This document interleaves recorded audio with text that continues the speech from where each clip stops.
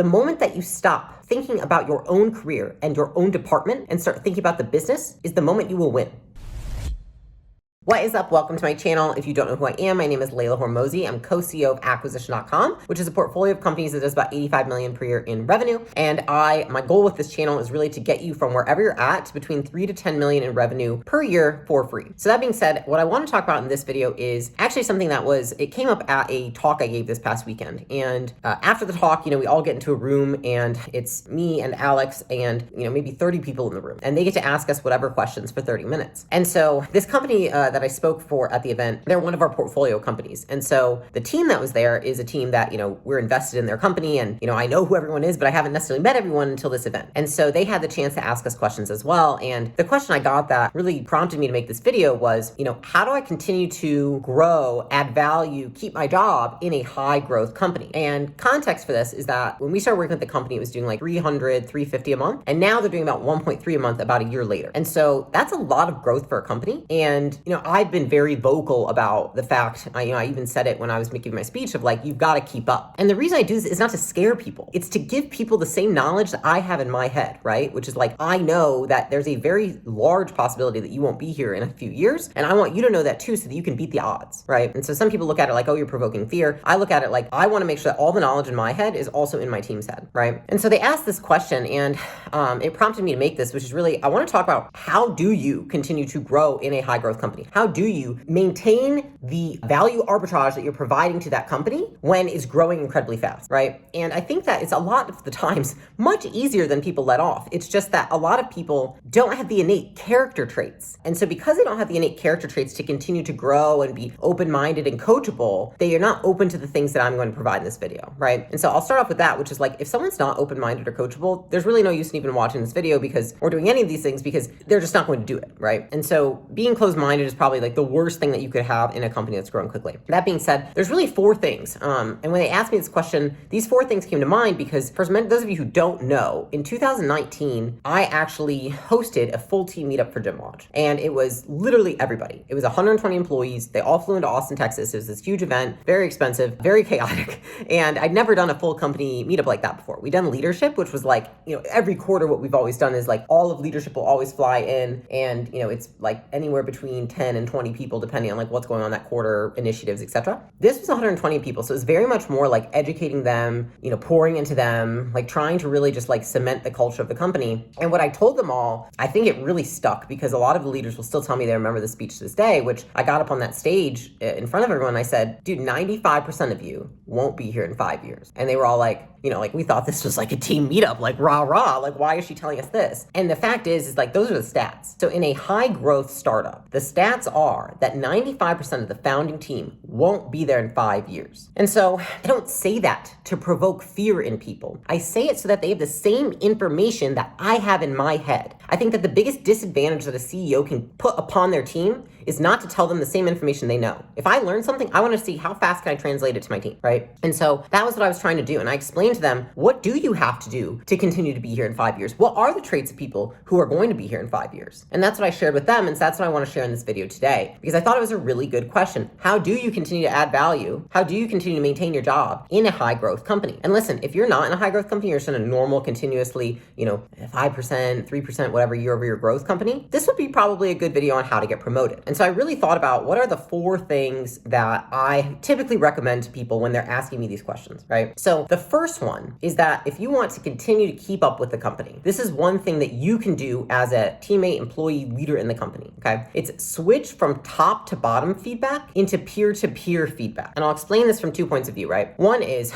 as the company's growing very quickly, it's really always a strain on leadership. It's a strain on everybody, but it's definitely a strain on leadership because that's typically lagging. Typically we fill the front line and the, higher touch, customer facing roles first, and then we lag in terms of management in companies like this, right? And so what happens is that leaders feel this immense pressure to always have to hold everyone accountable, and they can't, it's impossible to always remember everything everyone's doing, checking up on people, holding it all together, etc. And yes, there's systems you can use, etc., but your brain can only take up so much attention. So I know when I had 11 direct reports and they all have completely different departments under them, I was losing my mind sometimes. I'm I feel shitty because it's really hard to hold everyone accountable. And so what you can know you are a leader that's going to help your entire team kind of congeal more is if you cannot just hold your direct reports accountable or let your boss hold you accountable, but if you can hold your peers accountable. And that's one of the hardest things for a boss to cement into the culture is, hey, it's not just me that should be giving you feedback. And it's not just you that should be giving me feedback, but I need everyone to give each other feedback. And that's when you create like a flywheel effect with your team, is when not just top to bottom can give each other feedback, but peer to peer can. And so what that means is like when you have an issue with somebody on the team, when you see someone on the team or on the meeting that didn't do what they said they were going to do, you don't just wait for your boss to say something. You say something. And this is very counterintuitive for most people. They think, oh, that's my boss's job. Oh, that's this leader's job. Oh, this, you know, the most powerful feedback in the world? It's peer to peer, right? So like think of it. If you're in the classroom,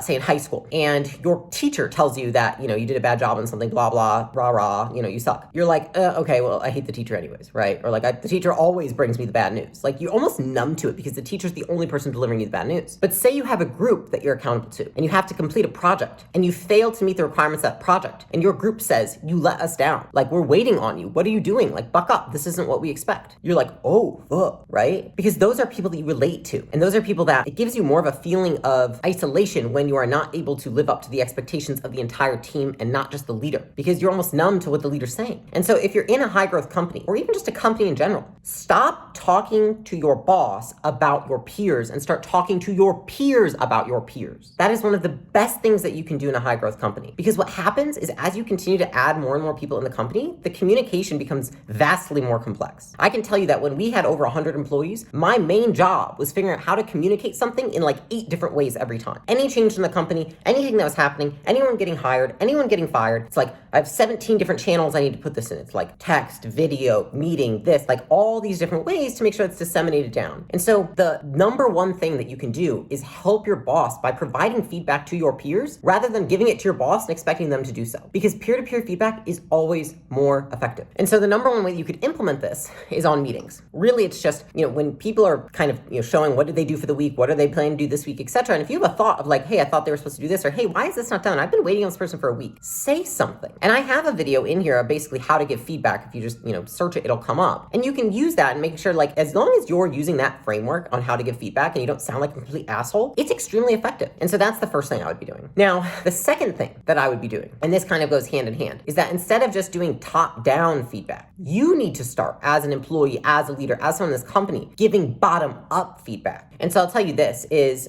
you know, I was at this event, I was talking to different people and I was saying, you know, do you give this person, the leader, I'll call him David feedback? And they're like, well, no, I expect that like other people do that. And I'm like, the biggest reason that companies fail is because the founder is unaware of the problems that are occurring. It's almost like everyone has this rock and underneath the rock, there's all these little bugs and shit. And nobody wants to flip it over and show the boss and be like, look at all these bugs over here. Instead, they're like, they flip it open, they look, and then they're like, oh shit, covered up, right? And they're like, I don't want to tell the boss. Like, he's so excited, he's so happy, there's all this growth. I don't want to be the rain, like, I don't want to rain on the parade. I don't want to be negative. It's like, there's a difference between providing feedback and productive criticism and being negative, right? It's different. And so that being said, being able to give your boss feedback, being able to manage up is a huge skill and it's very valuable. And the number one thing I see is in people that are green, right? You've never been in management before. Maybe this is the highest role you've ever had. You've never been promoted past where you're at right now. Is that almost all the time you are not as good at giving your boss feedback as the person who has 20 years on you. So like the people that I've hired that have 20, 30 years more experience than me, you know what they're very good at? Giving me feedback. They tell me like, hey, you did a great job there. Hey, that wasn't your best.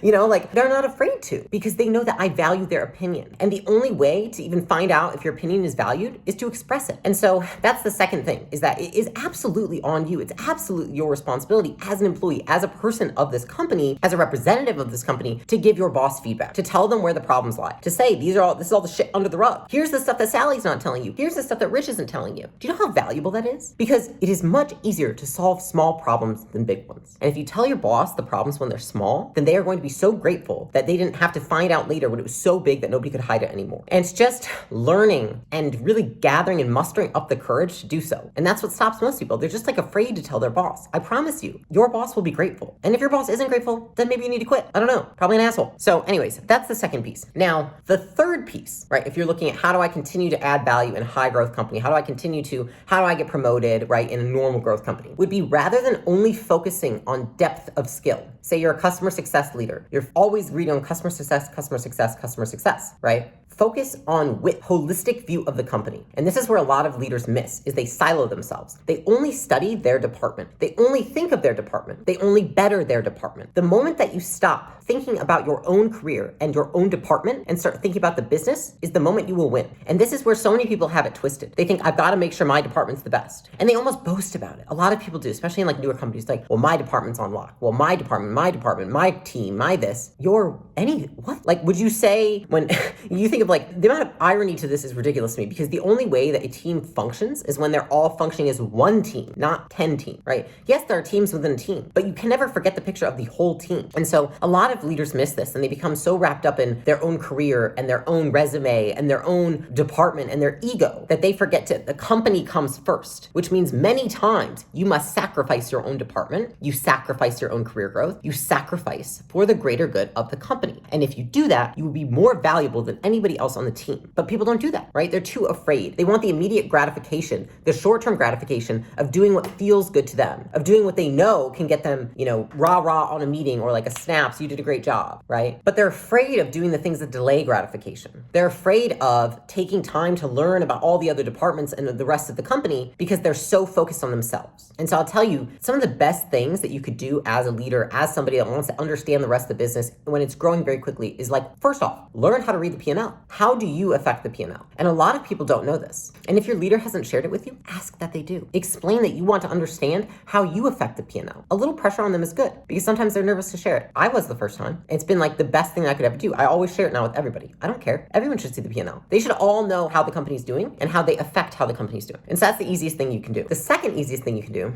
is ask to sit on other departmental meetings. If you're in sales, why are you not on once a month the marketing and the customer success meeting? I have no idea. If you're running a sales department, you're not on those meetings, I literally don't know what you're doing. Because if you don't understand marketing and you don't understand customer success, how the fuck do you know what to do with the sales department? You have no context. And so in order to grow as a leader, you need to gain context. You need no more depth. Much of the time, everyone already focuses on the depth. They're very proud of their departments. They're very focused on that skill. But you need to expand and see the business holistically, because you know the most valuable person in the company? It's the CEO. Do you know why they're most valuable? Because they understand all of it. So the more you can understand, the more you take off their plate, the more valuable you are. And I just wish people would understand this a little bit more, because if you do, then you can rise up to the occasion and eventually you can take on a much bigger position. But most certainly, if you're in a high growth company, you will add much more value than you will detract from. So that's the third piece. And then the last piece is, if you're in a high growth company, or if you're trying to get promoted within normal rate of growth company, do 20% of your boss's job. Caveat, do it better than your boss. I tell people this, and I've gotten controversy of it. They're like, ugh, what am I supposed to do? I don't have enough downtime lately. You think I can do my job and theirs? So I was like, good luck. But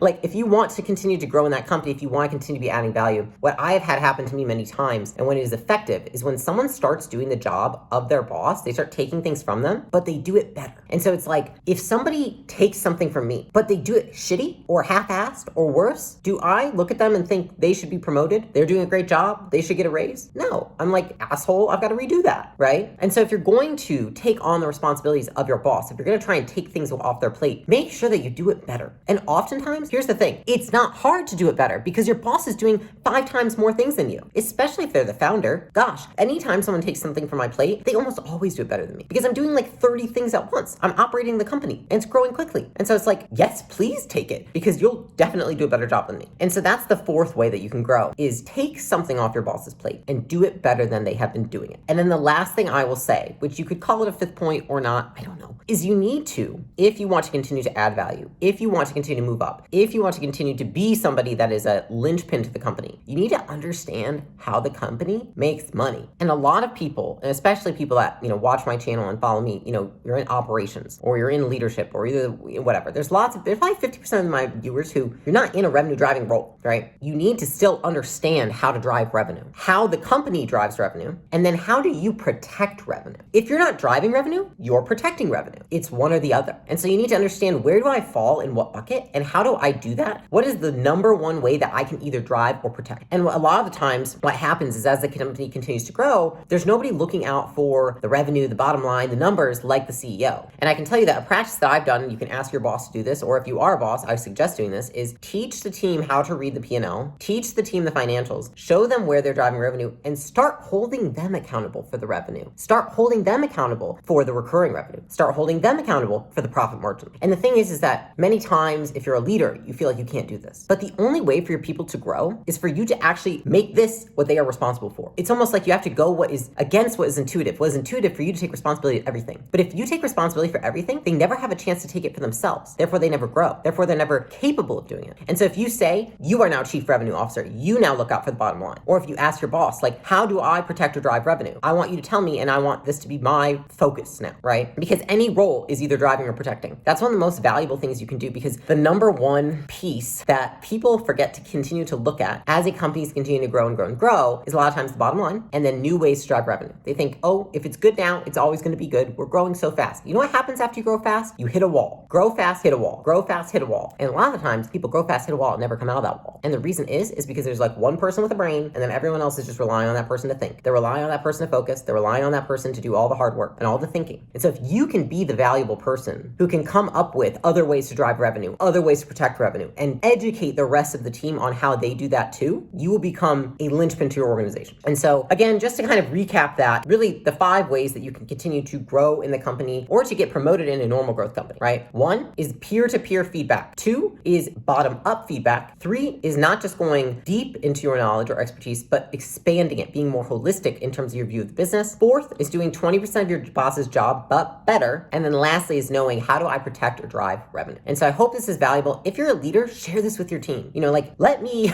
communicate it to them, because I have done this many times with my team, and I try really hard to educate them on how they can do these things and how they can continue to add more value. And if you don't tell them, don't expect them to do it. With that, I hope you enjoyed this video, and I will see you on the next one. What's up, guys? Thank you so much for watching my video and this channel. I wanted to go ahead and encourage you to subscribe so you can find out when I have new videos that are releasing. And if you really, really like the videos, go ahead and share with somebody else you know. All right, thanks. I will see you on the next one.